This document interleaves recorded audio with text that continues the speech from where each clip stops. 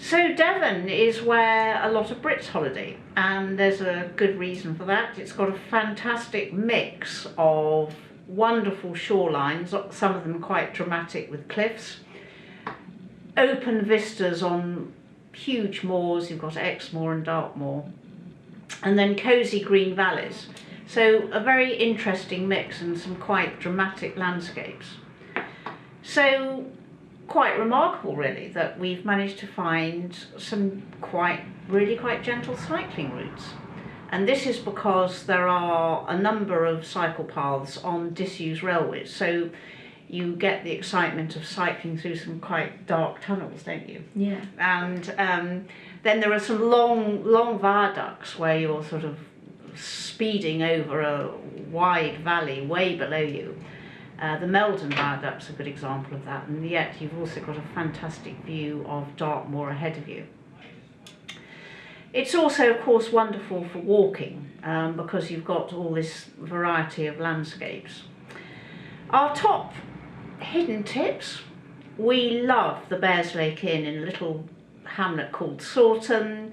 It's a 13th century thatched longhouse, as it was known. I mean, it was originally 3 farmers' cottages.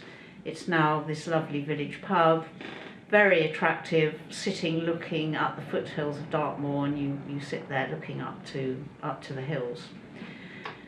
The other thing we should remind you about is the Devon clotted cream, which is a famous speciality of the area, and you eat it on a scone with jam. Of course, you've got this dilemma: do you put the jam on first and then the cream, or do you put the cream on first and then the jam? So that's for you to discover. And finally, lots of wildlife in Devon. I mean, our host Ian is always sending us tweets and photographs when he's out cycling of otters crossing his cycle path. And we've had a few images from him when he's been looking out for our routes on Exmoor for some of the deer.